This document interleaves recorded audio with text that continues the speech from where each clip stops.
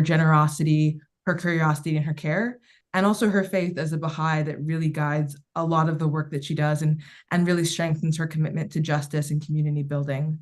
Um, when I was learning about Kaitira's career, always thought there's so many pivots. I think that's one of the gifts of like the work that she does is that, she's always trying to go deeper. She's always trying to get to the root of a problem.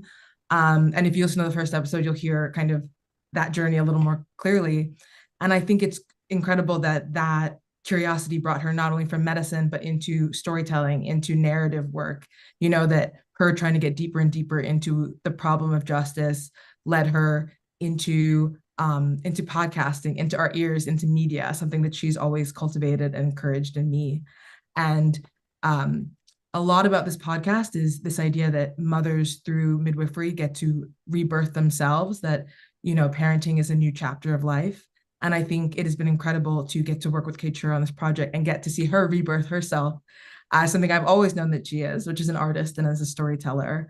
And so, yeah, I think this podcast is an incredible, distillation of these big questions we have about the future for Black people, for Black birth, for justice and health. It's also an incredible representative of someone who is so bright, so curious, and so deeply committed to creating a better world. So I'm honored to introduce Kaitira and the Deep Care podcast. So I'll turn it over. Wonderful. Thank you so much, Kamara. Wow, I'm seeing all that love. Thank you for the love. And before I share with you the story of the podcast, I would like us to open the space with a prayer by Mama Sheila Sims Watson. Sheila Sims Watson is an elder midwife, and she is with the Southern Birth Justice Network, and she's going to say a prayer for us. She's going to say the midwife's prayer so that we can open the space. Thank you.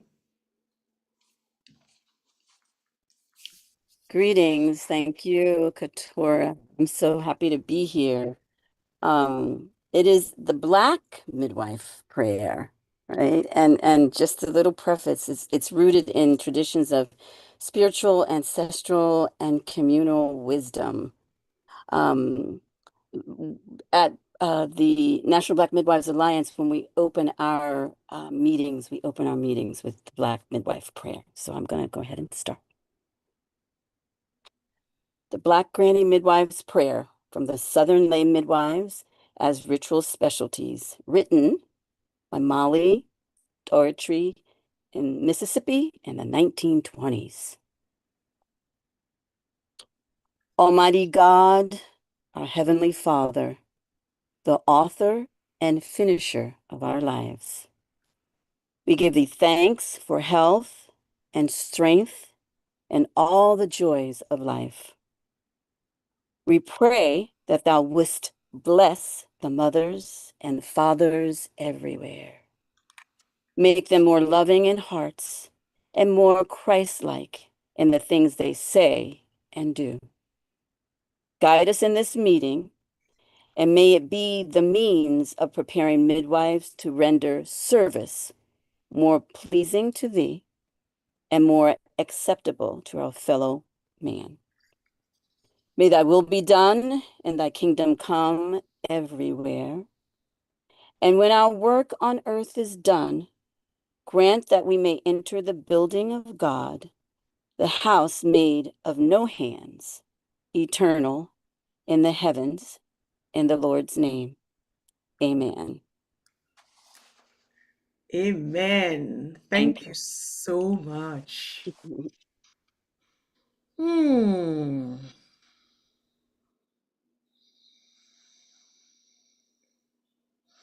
This is so beautiful. Thank you so much. It's so good being with you here this afternoon, this evening. It's good. I really appreciate the prayer, the opening of the space. I've learned so much from midwives, from Black midwives, and I thought it was really fitting to open this space with this prayer. I thank you, Kamara, for the wonderful introduction. Yeah, it just really tickled me. I think birthing and mothering is a really good metaphor for us and for the work that we've done. I'm so grateful for all the people who mothered this project, who mothered Dip Care, who mothered the Black Birthing Futures project. And I also want to say that when I started this project in 2023, I couldn't have known that I would have ended up here. I just, it wasn't possible. There are some things I knew. I knew that we are between worlds. I know there's a world that is breaking down. We hear it in the news. I know that that world exists, but I also knew that there was a world that is rising up, right? So we're between the process of disintegration and the processes of integration. And I understood that the Black maternal health crisis, the statistics that we were seeing and hearing was part of the old world, the dying world, the old systems that no longer serves humanity. And when I heard the statistics, I knew that wasn't the complete story. And so I remember asking people. I know that Black people were working on the Black maternal health crisis, whether I was hearing about it or not. And I knew that not because I had any personal insight, but I know human beings, and human beings we are always working on our problems. We're always trying to do better. And so I started this process by asking a very simple question. What is the Black community doing about the Black maternal health crisis? And I remember, really trying to figure out, how to frame my study, what I should be doing. And my friends, Ruha and Bernadette, really encouraging me. Whatever I do, I needed to take an asset-based frame. And whatever I did, I needed to have the long view in mind. And so I approached 70 experts and asked them, what is the Black community doing? And they told me, look to Black community midwives. They are a solution to the Black maternal health crisis. And so I did just that. These were 70 experts. I respected them. And I saw my role in doing this work as asset-based, but not only asset-based, focused on amplifying the world building that was already happening. So that's the first group of people I spoke to. The second group of people I spoke with, the people who participated in the study. We developed a study that could help us understand community midwifery, right? If people were saying that midwives were a solution, I really wanted to get a clear picture of Black community midwifery. So we designed a study not only to understand what Black midwives were doing, but to get the perspectives of clients, families, to get the perspectives of collaborators with these midwives. So we wanted a 360 around these midwives. We spoke, we either interviewed, observed, or surveyed about 70 people, and we learned a lot. I'm a medical doctor, you guys know that, but I wasn't prepared for what I saw. I just wasn't. What I saw, I had never seen. I had not experienced the kind of care I saw. I had not experienced that kind of care. I had not been trained in that kind of care. I had not received that kind of care. Neither had I given that kind of care. And so I was really amazed by what I saw. And I remember coming back to my team and kind of sheepishly, because I was like, am I seeing right? And I would tell Jay and others in my team, it looks like the midwives love their clients, but how can that be? Because I had never seen love in a medical setting.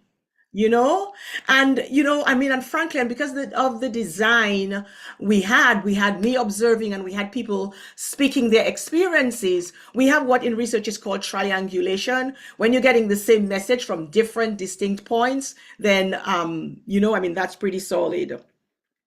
So, and I left that research with two things. There were two things I knew for sure leaving that research. One, that what was there was very unique, it was very special, and it had power to reverse the maternal health crisis. It had the power to do that. That's one. The second thing I left is knowing that it was my job to tell that story. And I committed to telling that story. And I didn't do it just because I wanted to do it. The people that I spoke to, the clients that I spoke to, charged me with that by telling me Black people need to know all their birthing options.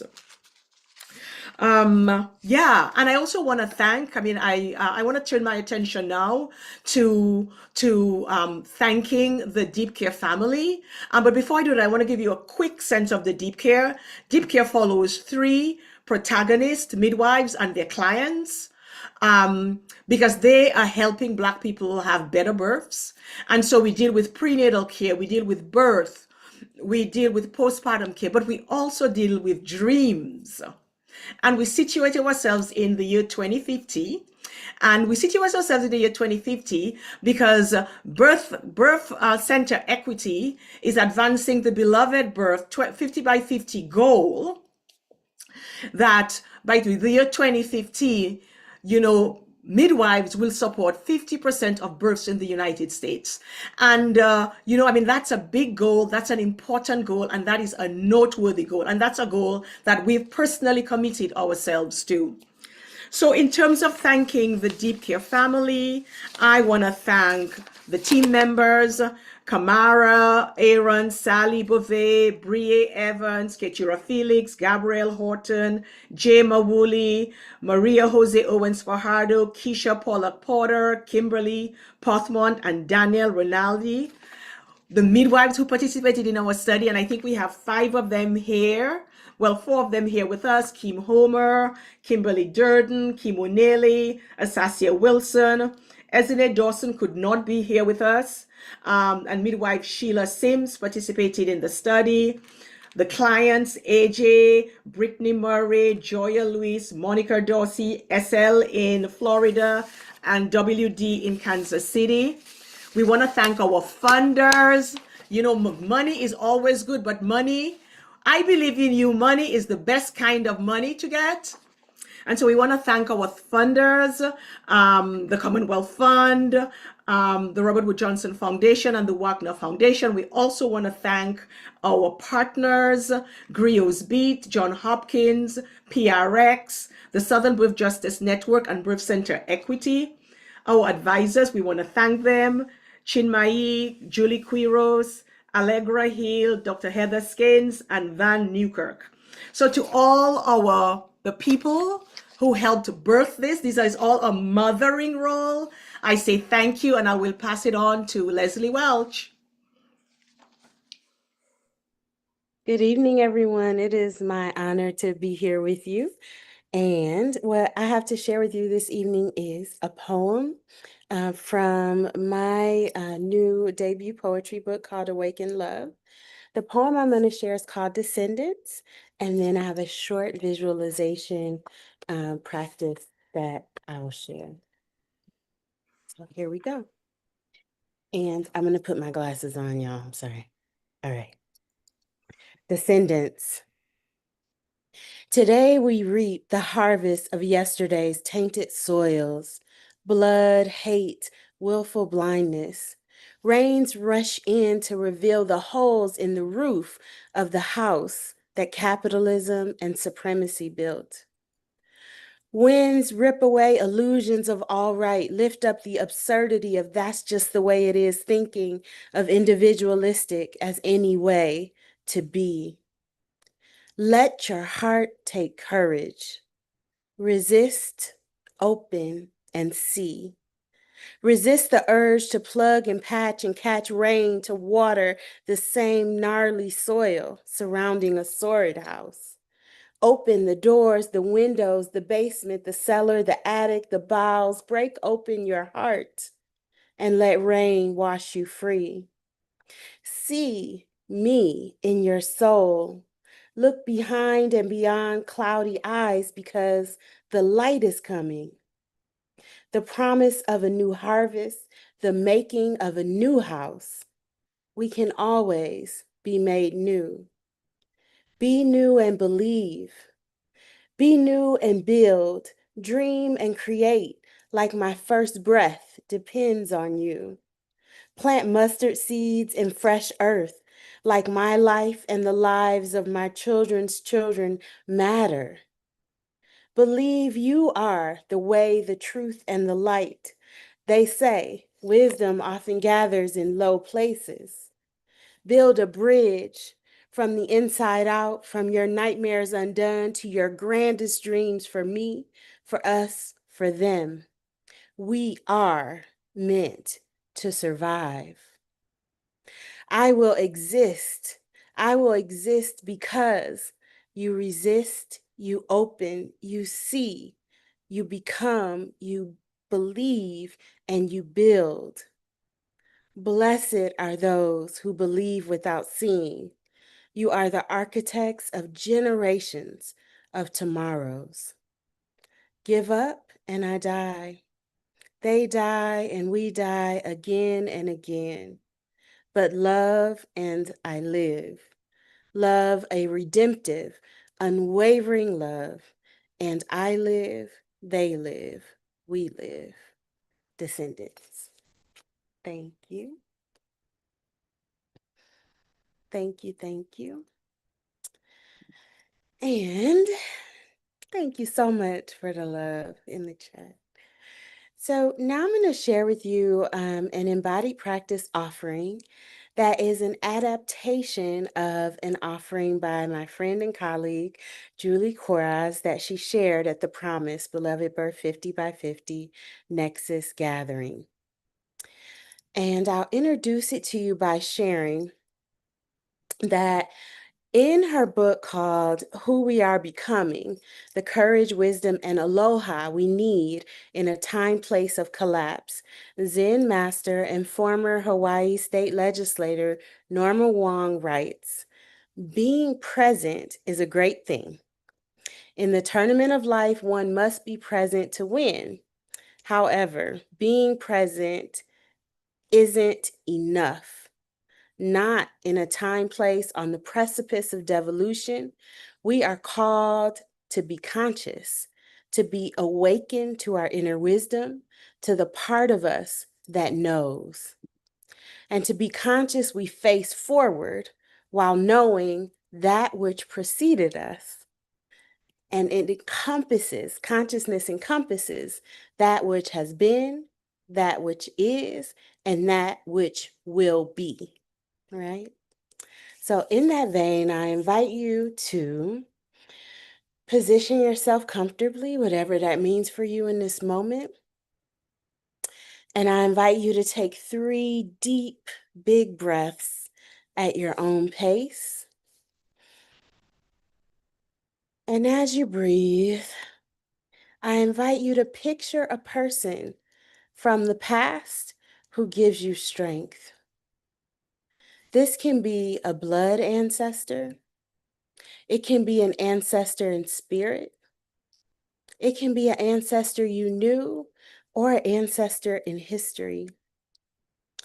Picture this ancestor's face. Maybe they're smiling at you with warm eyes. Breathe that in. Now I invite you to imagine taking this ancestor's hand and holding it tightly in your own. Take a few breaths here with this ancestor's hand in yours. As you breathe, I invite you to picture now a baby or a child that you know in your life right now. Picture this child full of joy and breathe with that child. As we continue to breathe, I invite you to picture that child's child. Picture this child too, full of joy. Breathe with this child who's existing 25 years into the future. As you breathe, we take the next leap, and I invite you to picture that child's child. This is the grandchild of the child you know now. Picture that grandchild full of joy. Breathe and take their hand gently in your other hand. Breathe there with this grandchild 50 years into the future. Now, holding your ancestor's hand tightly in one hand and this grandchild's hand in the other, and holding both of them in your heart. I invite you to take 3 deep breaths. A breath for the ancestor.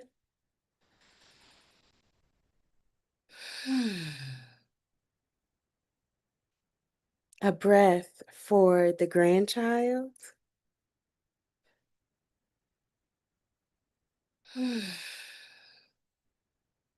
And one for all 3 of you together.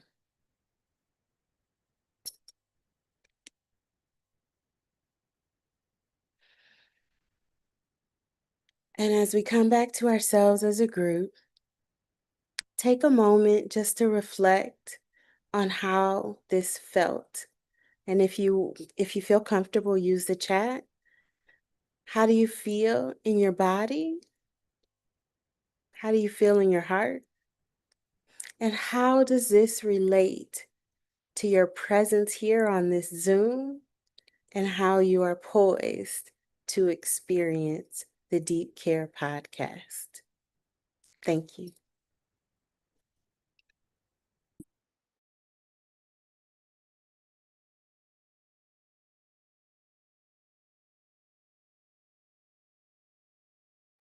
Thank you. That was beautiful. I had to like take a second to turn my video back on because I was so relaxed. I was starting to, I don't know, sink into my chair. So thank you, Leslie Welch. And thank you for the work that you do with BCE. It's an organization trying to advance the equity and access to care for birth center care for families of all kinds of backgrounds, and a collaborator with the Black Birthing Futures Project through a Nexus meeting earlier this month. So thank you, Leslie, for being here and your wonderful work. I am responsible for introducing our listening segment of today. You will get to hear a short snippet from our first episode that always moves me when I hear it, and I'm sure it will move you too. Following this about 4-minute sequence, there will be a conversation between Keturah, our host, and our dear friend, Ruha Benjamin. Ruha is, as I said, a dear friend and also a brilliant thinker working at the intersection of race and technology and culture. And I think there's a deep spiritual thread between the questions of the podcast, the questions and invitations of Leslie's work and her poetry and BCE, and also Ruha's work, these big questions about future. How do we imagine brighter futures, especially for people for whom the future sometimes can seem foreclosed? How do we be more capacious in our dreams of the future? So yes, it'll be a 4-minute segment of the podcast and then a conversation. Thank you. I would love if everyone could just let me know that you can hear this. It might have been maybe like midnight when I knew for sure. I just couldn't get comfortable. My water broke in the shower. We started getting in the tub. The birthing tub was really good. That was the only way that I could get some really good relief. So I would be in the water and then I would have a contraction that would lift me all the way, like all the way up out of the water screaming. And I was so frustrated with myself because you see all these videos on Instagram and people are just so peaceful and they're quiet. They're able to control their emotions. And I kept saying, I can't do it. I can't do it.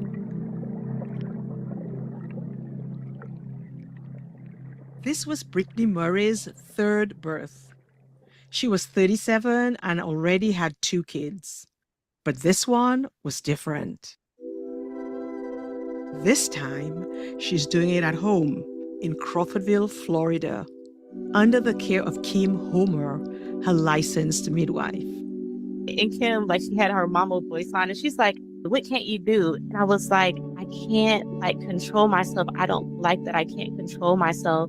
And she was like, "You don't have to. Like, that's not what labor is about. Labor is about letting your body do what it needs to do." And that was such like a wake up moment for me. Like, I felt like it taught me stuff about life.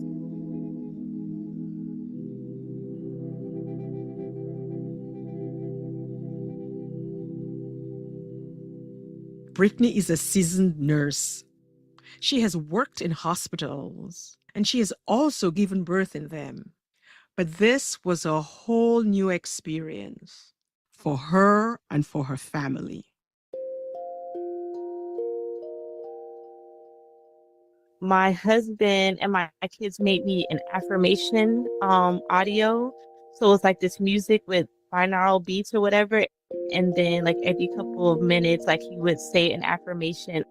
I am so proud of you.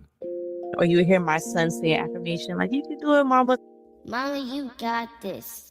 So they played that the whole time. It was just so beautiful. She was at home in her living room.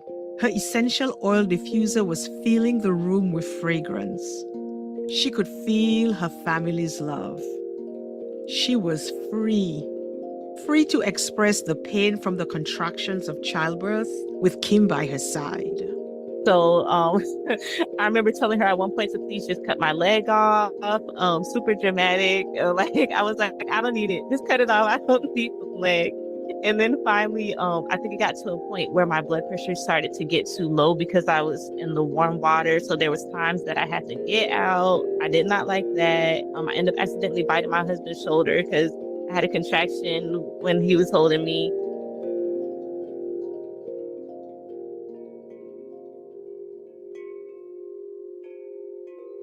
As the minutes passed, Brittany could feel it was time to deliver the baby. The head was coming out, and I think like 30 minutes went by, and then finally I was able to get the shoulders and the feet out. I have a picture of me like holding him, like when I came out. It was just like victory. It was the shortest labor I ever had. Like, it was the perfect environment. It was amazing.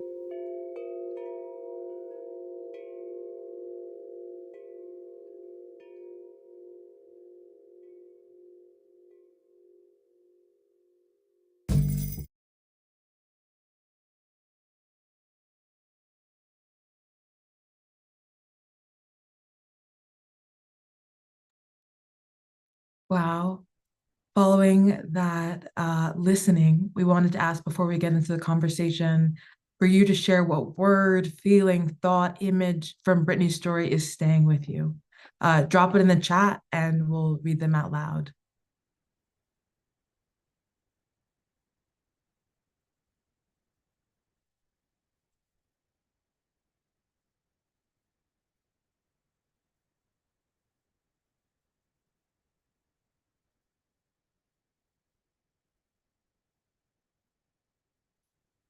Tender, affirming, joy. The affirmations from her family were so beautiful, free to feel, so supportive and safe. Victory.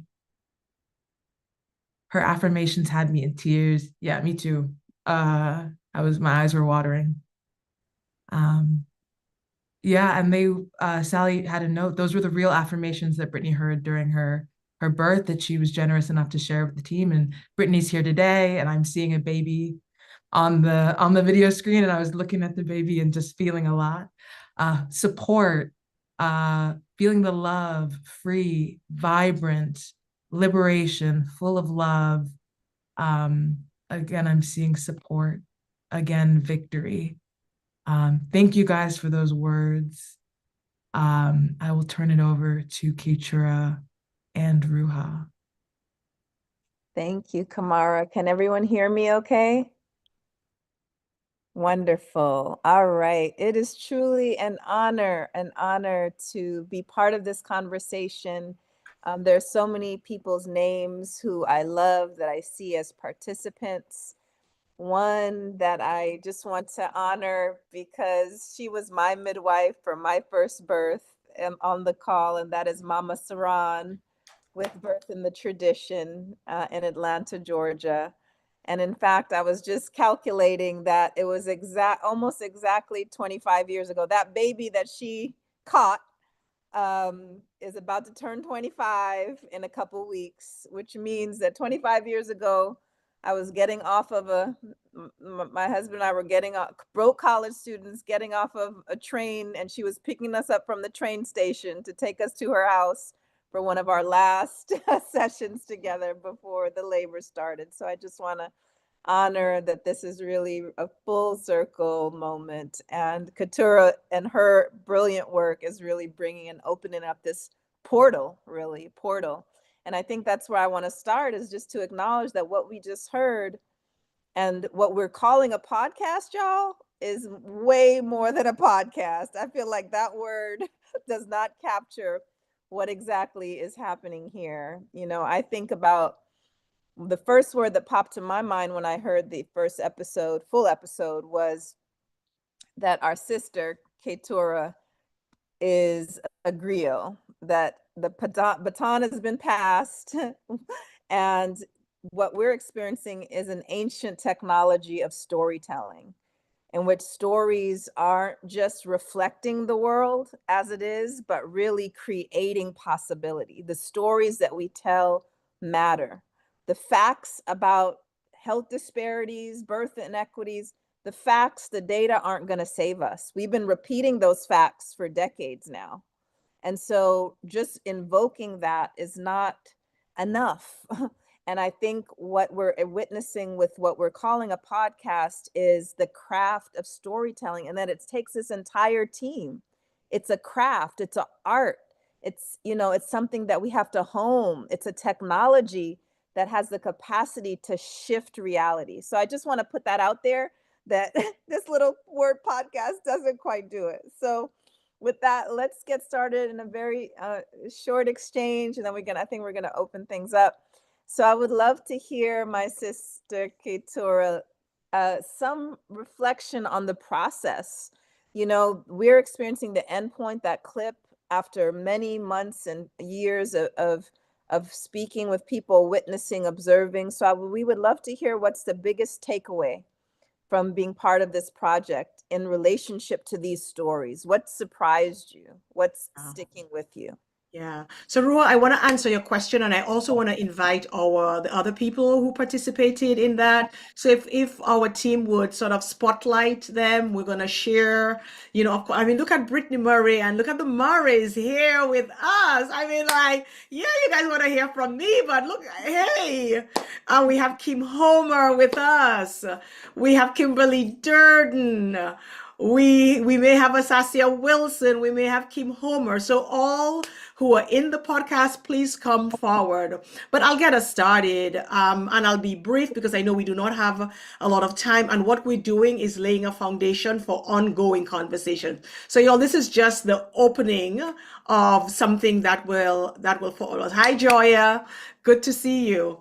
And so I think I knew the people told me about these midwives, and before I went deep into the research, I had observed a midwife in LA, and that just blew me away. So I knew I was going to meet with women, health providers that were dope. What surprised me though, friends, is that the clients themselves were amazing. I say these clients doing that had to slay dragons to get to their home birth, had to slay dragons to get to their midwives. And that is what surprised me. What they had to go up against. You know, these are protagonists. Not only the midwives are protagonists, but the clients themselves, the people who say, yes, I want a home birth. And I can imagine you as a young woman. I mean, you're probably one of the slaying some dragons in Atlanta, a senior at Spelman saying you want a home birth, right? So that was the thing that really surprised me. Beautiful. Thank you. And if you could just, let's see. So yeah, if anyone else spotlighted wants to share your relationship to the stories, what surprised you, we would love to hear from anyone who wants to share.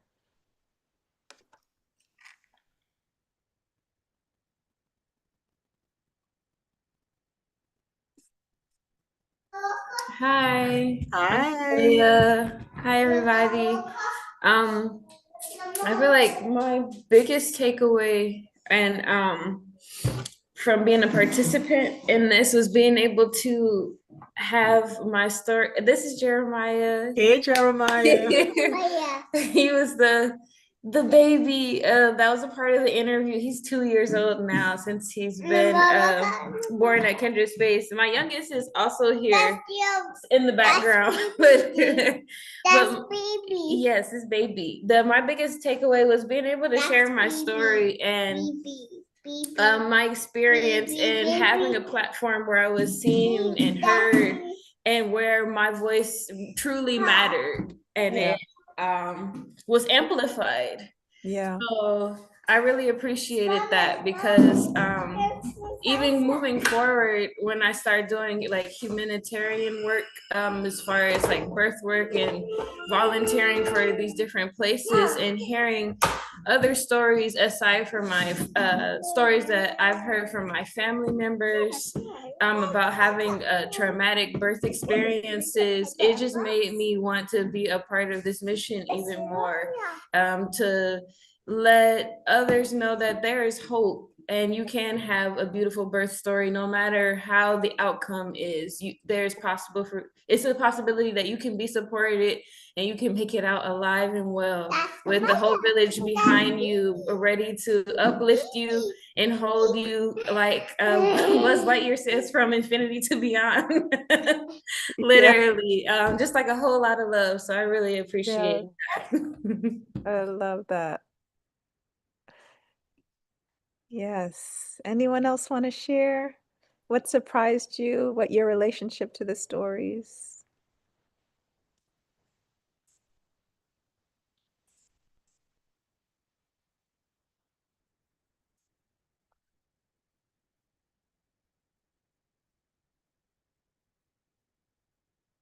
All right. If you do decide to share, feel free. We can come back to this question. I'm going to put another question out there. Oh, Kimberly, go for it. Go for it. It's been like 2 years since I've been on a Zoom. So Yeah, I'm we like, knew what we were doing for a hot minute, but now everyone forgot. Yep. Go ahead, unmute. I am so thankful, especially to Dr. Ketura, because not often midwives and the families that choose them get highlighted, especially in this manner. It's always important for me to listen to the families that I speak with or come into care and hear their story and be the type of extension that enhances their next experience. And the way that Dr. Ketura was able to capture that, and even like going back to hear Brittany's story again, oh my gosh, like it sent me back in time, and it sends me chills. So I'm so thankful, and even with the other midwives that are a part of this, I'm so thankful for you, whether I know you personally or not. Everything that you do, and of course, Mama Sheila. Oh my gosh, she has definitely helped shape me into the midwife I am today. Um, I'm so grateful for collectively how we're able to give back to our community, because guys, the work that we do is bigger than us. And this is something that we have to do together, regardless of how far apart we are. But the synergy amongst the work that we do, it changes things. So that's all. No, that's not all. Thank you. That is incredible. Thank you. All right. Is anyone else that's part of this highlight ready to speak? Brandon and Yeah, Brittany, yeah, go good. for it. Go Yes, for it. yes, please. We wanted to first just thank you all so much. Thank you first, Kim. Thank you. Thank you for introducing us to Katura. And I mean, beautiful storytelling. I didn't even recognize my voice when it first started playing. I didn't even know it was me, Mm. the way that you transformed my story. Mm. I had chills, just the way that you put all of the sounds and the music. It's like you brought me back to Mm. that moment better than I could. Even listening to the story, you were able to completely transform me. I thank you for spotlighting our story. Mhm. And Kim, I just thank you so much because you truly gave us a gift. Working in healthcare, I understood the legal implications behind trying to have a home birth after 2 C-sections. I understood the risk that we were taking, and you kept me informed. You kept us protected. You kept us supported. We felt like we were in your hands and in God's hands every step of the way. And not only just me, but my whole entire family. Like we are forever blessed by you for the gift that you gave to us. And just so happy by what you all are doing by spreading the word because it is possible.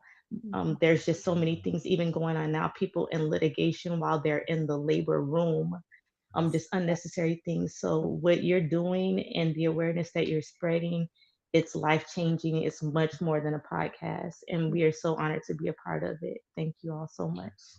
Absolutely.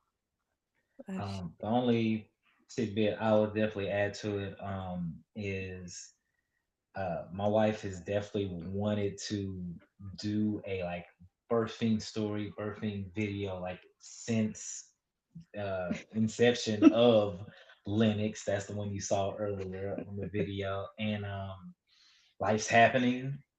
Baby is here, of course, and the attention all goes to, of course, to him. And we have 2 other boys. So you taking the time with, of course, your intentional goal with spreading further awareness of this very, very detrimental.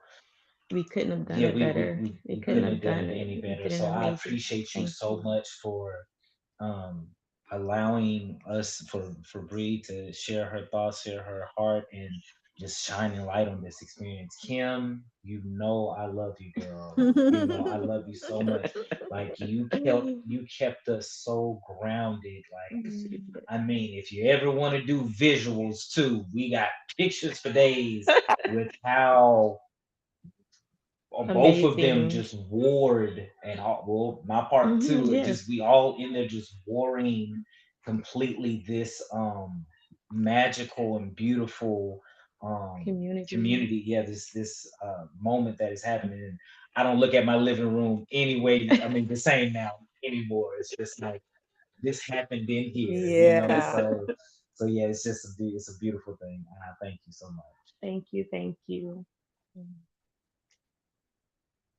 Wonderful. So let us dive even deeper into the conversation and just any of you that want to reflect on this question of when you think about the care of community midwives in this story, what do we learn about what deep care looks like for families, for health systems, and in our communities? This really generative concept and lens to understand the relationships and the ethos that's guiding all of this work, deep care. How does it show up beyond birth in families and health systems in our communities? Yeah, Arun, maybe I can get us started here. We named this deep care to signal this is not like, we have healthcare, this care, that care, medical, right? What we were seeing here is not what, we see typically. So that was the first thing we wanted to do. The other thing is that it sort of shifted me. I remember I fired my pulmonologist, because there was no love in the care. And if there's no love in the care, keep it moving. And if there's no love in the care, and I don't think I would have done that, frankly, Yeah. without these midwives. I mean, like, where would I, like, it's just transacting, and that's what I knew. And so I just want to say that what it has made clear for me is to not accept substandard care, because transacting is substandard care. And I think we just need to call it what it is. Yeah. I mean, once you see what's possible with deep care, you really can't accept anything less. Like, you can't unsee it, and it's possible. So yeah, totally. So that's in my little corner of the world. That's how it showed up. Yeah. Anyone else want to share anything?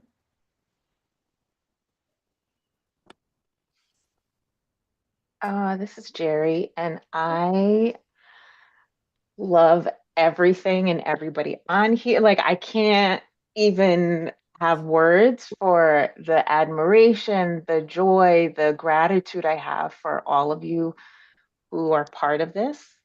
And even for holding this space that we could interact and talk, because as someone who listened and now I get to see faces, and I was like, Kimberly, the one who worked at Home Depot? And Kamara said yes. Like, it's just, and there's so much love and beauty in this. I don't think I'm answering your question. How does it show up? Okay. No, that's okay. Don't worry. Thank you. And we will have a chance definitely for audience members to chime in. We're going to open things up in just a moment. I promise we're going to get to that, because we hear all of the reactions and the way what's sticking. And so I just wanted to see if there anyone else highlight pinned here on the screen for us, if you would love to share anything response to this question. Otherwise, we can keep it moving. Yeah. Joya. Yes, I feel like deep care is also love, safety, being held, feeling seen, being informed. That was my biggest takeaway, because when I first started my care at Kindred Space, I was doing concurrent care.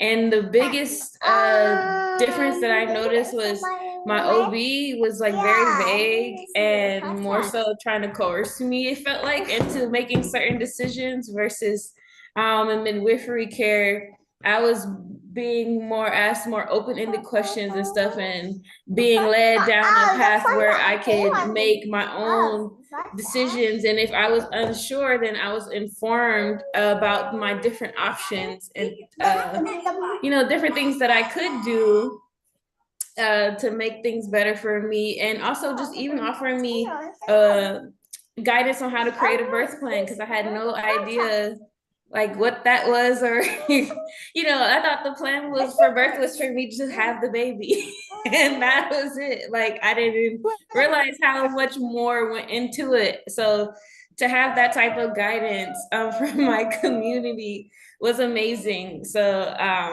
and to have a village behind it, because I feel like not only was I set up with the safety, the security, and being held and seen and cared for, I was set up with a village to continue to support me beyond that. So I feel like that is the full extent of deep care for me. And just all the love, especially like Katura was saying as well, like being loved by my midwives. It was a huge thing, because being in my OB office, it did feel very transactional, just the way I would show up. And I don't know why my camera's blurring, sorry, but I even had an instance where I arrived and they didn't even know who I was, and I had already been there for like 6 months. So like, it was insane to me. Like, so so just being held and seen and not being treated like another statistic, being treated like a human being and being loved. that's my biggest takeaways, and that is what Deep Care is to me. Incredible. So to that point, from any of your perspectives, what's it going to take to make Deep Care, this deep community rooted care, the norm rather than the exception, rather than reserved only for a small group of people who know about what we're talking about? How do we spread this? Accessibility, and I feel like more spaces like this where people can be informed and know that this care exists and that is possible and that it is an option for birthing persons. I think that the conversation expanding, I think that's what it's going to take in order for this to grow within our future and for midwifery to come back into our lives wholly. That's my opinion. Absolutely. And as we wait to see if any of the other panelists have thoughts around this, if for those who are chiming in, if you also have thoughts around this, put it in the chat. Like, what is it going to take for us to grow this? And so we'll be able to bring some of that in the conversation. Keturah. Yeah, I think so. I remember when we were doing the analysis, right? We did the research and we're looking at this and we're like, oh my God, this is something. And I remember our team saying, what if 10% of Black people were born in that kind of system? What would it make? What would it, what impact would it have to the community? And we're like, oh, 10%, let's go after 10%. And then we're just doing this. And then we hear of Beloved Birth, right? Beloved Birth 50 by 50, the goal that 50% of births in the United States, y'all, will be with the care of midwives in the community, in birth centers, and in hospitals, right? So there's a movement afoot that is focused on that. And and we want, Deep Care, with the technology, the podcast, to be a tool to advance midwifery work in the United States, right? Like on the ground conversations, coffee chats, like convenings, where you have people who are already in action to support that. I envision, making, a midwife being approached by a family who wants it, but is kind of skittish, right? The midwife can turn and say, hey, listen to this podcast. It's not down the street, but there was a woman in Florida, another one in Missouri that did this kind of care. So check it out. And one of the things I really want to say is that this podcast does not assume every midwife operates like that. No, there's no everything like that. What it assumes is what is possible with midwifery care. And I will stand by that. And that is the hill that I will die on, is what is possible. Right? And we've not yet seen that. And imagine living in a country where that is the norm. That's right. That's right.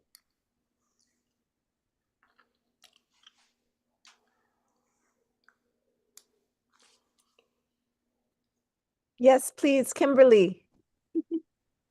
Hi, everyone. You all look so beautiful. Yay! You too. Everyone looks gorgeous from whatever corner of the world you're calling in from. But to answer your question, and thank you, Keturah, and thank you, everyone here. It's really just been a pleasure to hear the stories. And hi, Jeremiah. He's having fun.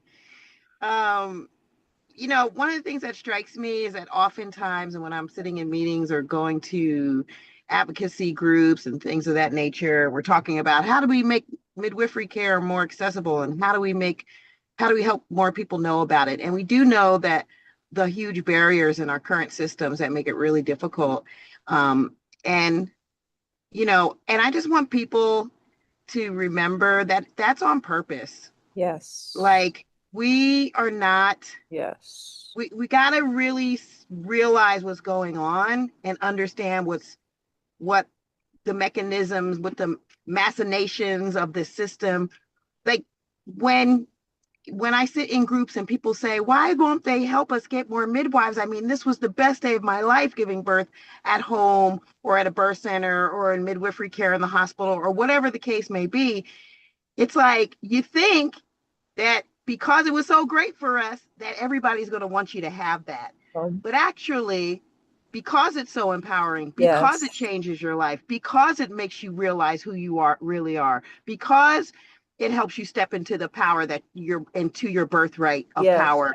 Because of all those things, that is exactly why that it is marginalized, and exactly why it has been, tried to be, they've tried to wipe us out and put us into obscurity. That's on purpose. And I think we need to carry that armor, have that armor of knowing, like, this is, it's a fight, but we don't have to just fight. We can also create what we want. We can step aside from these systems. We can create our own systems. And that's what I feel that midwives of today, in particular, the Black midwives that have of today, who have made a decision to not let Black midwifery become obscure by learning and carrying it on in their own lives, and then also preparing the next generation to carry this through. We are creating our own systems. We have created our own systems. We are our own systems. We must look within ourselves and really realize how powerful we are, and that we don't actually we don't actually need the systems in the way that we've been indoctrinated to believe that we do. And so we must take ownership. We must continue to really, realize how powerful we are and how much we can do. No one taught us. I bet you everyone here on this call, no one learned anything about Black midwifery, the midwives that birthed this country, in school, not even in college. I talk to OBs, Black woman OBs, and I say, did they teach you about midwifery at UCLA? And they're like, nope. So, but we still here. Yes. And that wasn't because the system is teaching people about us. It's because our ancestors are speaking to us, and they're guiding us and telling us exactly what to do. And we must remember that and continue to listen and take the steps that they're asking us to do for the past, to honor the past, for the now, and for the future. Yes. Period. Period. And so much love to you all. T. Ashe. That's right. The clarity, that it is a threat. It is a threat for people to know their power. And what you're describing is a kind of sovereignty, embodied sovereignty that, no one can grant us. We can only take. And so any, erasure or neglect about this powerful tradition is by design. And I feel like once we have that as our starting point, that clarity, we can move in a different way. I appreciate that. Thank you.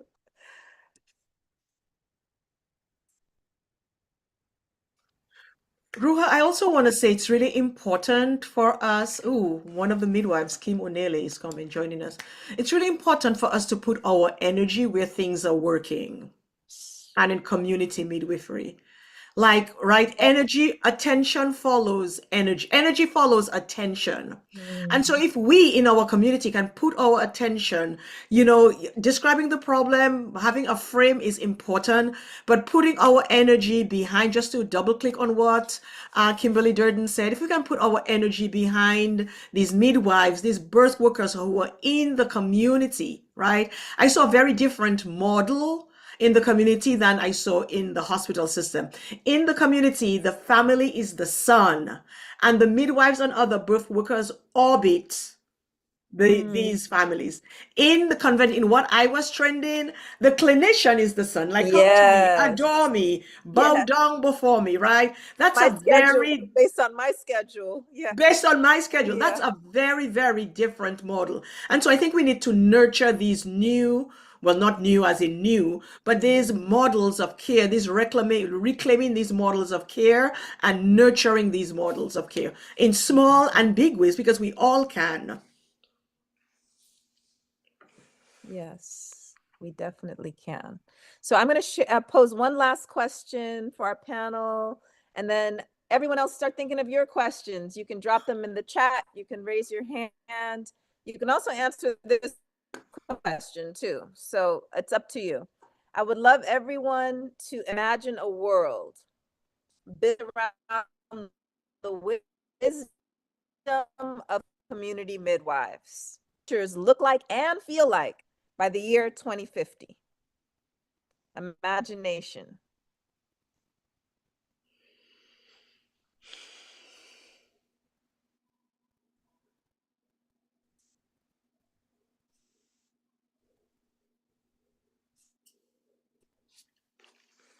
Ruha, I couldn't really hear. Can you repeat the question, please? Oh, thank you, Kamara. Yay, thank you, Kamara.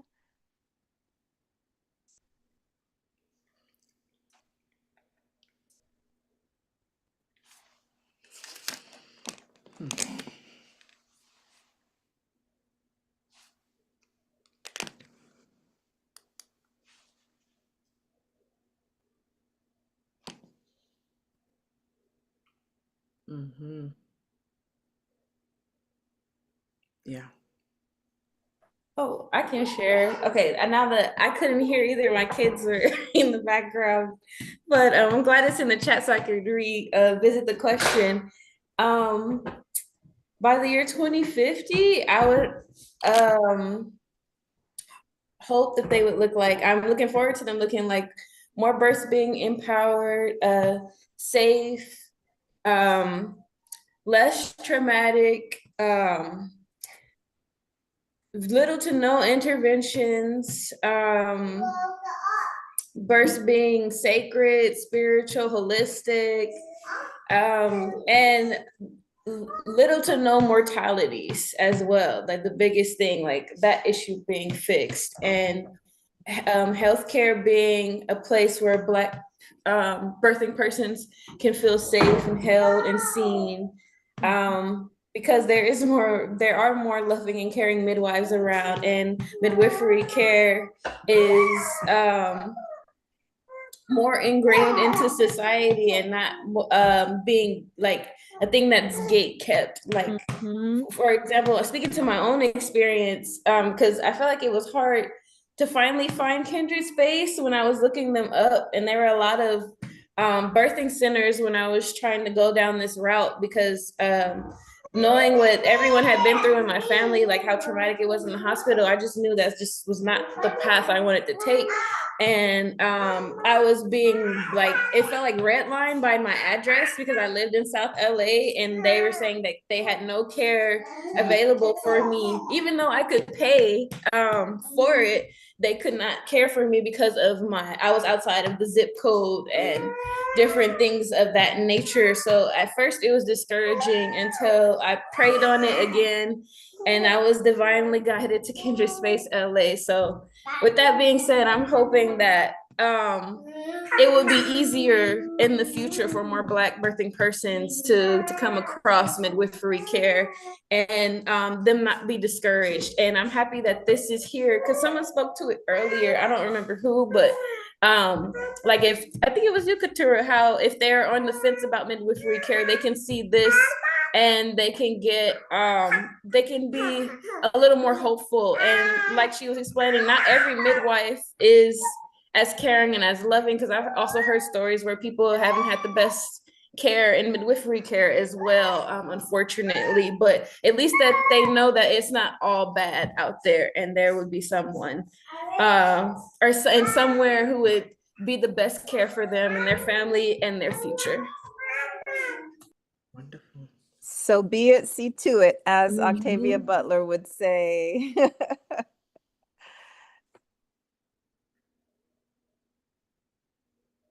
So, me personally, I would love by 2050 where families are able to experience joy throughout their maternal season, because there's so much time spent focusing on what's wrong, and you don't really look back and say, oh my gosh, during the third trimester, I really enjoyed this aspect of my pregnancy. You don't look you don't in these medical systems, you don't have those moments where you look back and say, oh wow, this was actually pretty great. You you hear stories, especially when midwives are doing consultations, where they talk about the families talk about how they want to change everything, but their previous care was just okay. But you hear from the families who had midwives, it's completely different. Having more accessibility to these families in 2050, that would make a huge difference. It would be beautiful to see a midwife in each zip code that practices in manner. That'll change a whole lot of numbers in instances. But bringing back the joy, bringing back and enhancing the experience during the childbearing cycle, that would be something beautiful, because if you have a big focus on the families having a beautiful experience, you provide a protection of where, instead of focusing on what's wrong, you focus on how to change things. You're resolution based. So those are just my thoughts. I have thoughts. I joined late and I'm driving. I'm sorry. I'm Kim Onile. I live in Utah, but I'm from Missouri. So setting down roots in this interesting place. But my goal by 2050, I would like every expecting parent to have the name of a midwife and have met the midwife that she likes or they like before they're pregnant, meaning that they already know the community that they're going to be a part of. They already know the vibe. They're excited. They take their pregnancy test, and then you're the second person they call. The first person is their partner or their loved one or whoever else, and the second person is their midwife, because it's already that well known. Another thing is that the systems to compensate midwives for what we do is well entrenched, and we don't have to worry about getting paid and stress about finances. We can just do what we do. The community will just benefit, and the money will be in the bank for all bills paid, and plenty of extra to enjoy our lives. Whether that's insurance or something else, doesn't matter, but that the money be there so that we can enjoy our lives while we support all of these other people and enjoying their lives. Yes.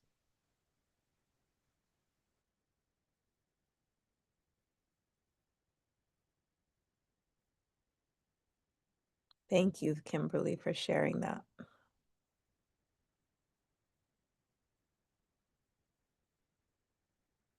So while we see if the panelists have any other thoughts, we can turn to the audience for questions. You can raise your hand in the video, or you can add it to the chat, and Lisa will get us started with a question about what the legal barriers are around this. And I think probably it's state by state, depending on where people are, but I'll let someone more knowledgeable address. It would be, I'm happy to draft ordinances, statutes, regs, whatever y'all need. I've been an attorney for going on 36 years, so yeah. Yeah, that's wonderful, Lisa. There are organizations national associations of community midwives. I mean, the midwives that I worked with were primarily community midwives, what they would call certified professional midwives, and just people working in the community. Most midwives in the United States are nurses and they work in hospitals. But I was really interested in the solution. So we focused on what was happening in communities with midwives like Kim Homer, Kim Onele, and others. And so the organizations that try to advance, whereas nurse midwives are recognized in all 50 states, certified professional, because these community midwives are not. Nurse midwives very much work under the auspices of the medical system, and they're very much constrained by that system. Community midwives are marginalized by by that system. So, I mean, if you wanted me to put you in touch with that organization, I'd be happy to. Long Thank story. you. Thank you. And we have a wonderful question here from my Spelman sister, Piper Lovemore. She would like to, this is addressed to Dr. Felix. And for those who ask questions, if you want to address it to one or another person, feel free to add that. So to Dr. Felix, how do you perceive your medical colleagues' capacity for revelation? Are they prepared to be awed beyond their current viewpoint? Oh boy, you sure you want to ask me that question? I think I'm probably the most, I mean, I have the title, but I'm not sure I'm equipped to answer that question. But I will say that I'm, as they say, yeah, we'll see. We'll see. But I will say though that I think the younger generation of physicians, what I've heard from obstetricians, there is an opening. They're curious about that kind of care. I mean, and let's face it, the system is falling apart.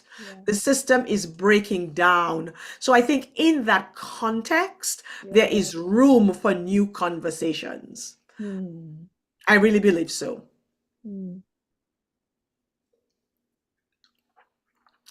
Angela Lewis asks, is a licensed midwife a nurse midwife or a community midwife? Do one of the midwives want to answer that question?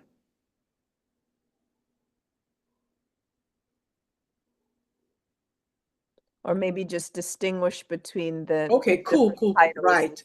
So, I per- mean, I can start because I mean, we had to do that when we were doing our work. So they're nurse midwives, they're nurses first, and then they get more training, they get additional training and become midwives.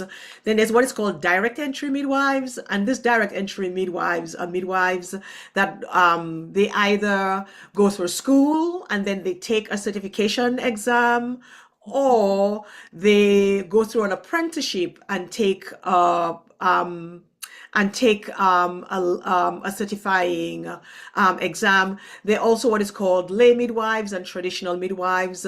Lay midwives are people who train, they may or may not have certificate, they may or may not engage in certifying exams or even licensure. And then you have traditional midwives that really are midwives, but they really feed and they really tap into ancestral knowledge. Now, certification and licensing are related, but they're different things. So the license is you have a license to practice. The state gives you a license to practice, and the license to practice may be based on your education, right? So for example, in Florida, you can be a licensed midwife without being a certified professional midwife, meaning you go to school and the state itself gives you an exam, you pass that exam, they issue you a license. In other states, to become a licensed midwife, because you take this national exam, you have this national certificate, and you are given a certificate, you are given a license because of that. So that is, there are a lot of different midwives. I learned recently it's only in the United States they have the distinction between nurse midwives and certified, in other places you're just a midwife. But we have our own flavor here in the US. Thank you. Thank you. Well, now as we close out the discussion, we have one more slipped in there, Pamela Slater, my sister here in Jersey. One last question and then we'll shift. Where does the law stand when laws are unclear regarding who has rights to choose, specifically the mother versus an advocate for the child?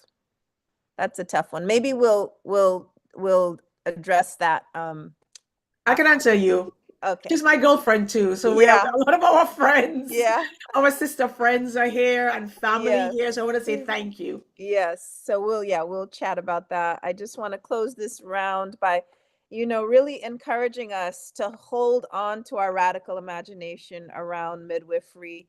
When we heard the idea, for example, about a midwife in every zip code, and our reaction might be, oh, that'll never happen. That's so unrealistic. And I want to just remind us how many things were thought of as unrealistic in the past. A school in every zip code when they didn't even think we could read, write, learn, when poor people, racialized people were not thought to have the capacity to do this. And now we have a school or multiple schools in every zip code. So using and channeling that historical imagination about what was deemed impossible in the past and projecting it into the future of what we want for birthing futures is really something I want us to go forward with. So with that, I want to hand the baton back over to the team, Keturah, and close us out. All right. Is it me? I think we dance and we have music. Yes. And I want to thank everybody for coming. I have my family here from Dominica, calling in from Dominica, and our friends here. And I just want to say thank you to all the people who supported the team members to do this work. Thank you, thank you, thank you, thank you, thank you. So where is our dance? I love to dance. And let's take this out. Thank you.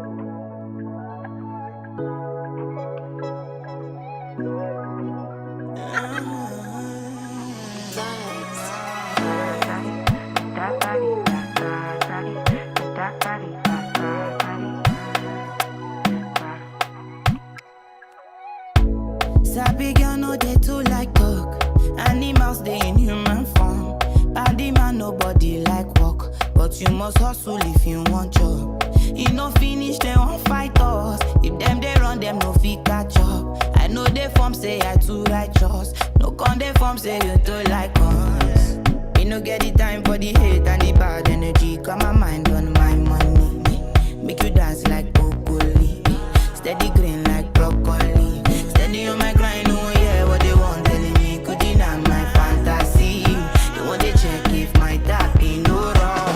But it dey rush well, it be much. Now gotta make my tap it dey rush. The kind money we touch, yeah. It dey rush well, it be much. No be hype, everybody dey crush. There's no darling with us.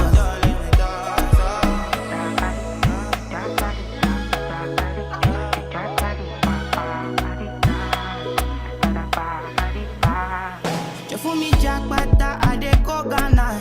You never thought you dey form papas. Which kind money we never see before. Cause hello me, got me feeling I'm the one. Ajay, can never take my cake away. Ajay, you can't count my grace. I just did my lane. Me no get the time for the hate and the bad energy. Got my mind on my money. Make you dance like broccoli. Steady green like broccoli.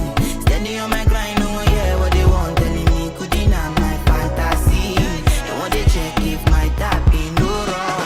But it dey rush quite well, it be much. Now gotta make my tap it dey rush. The kind money we touch, yeah.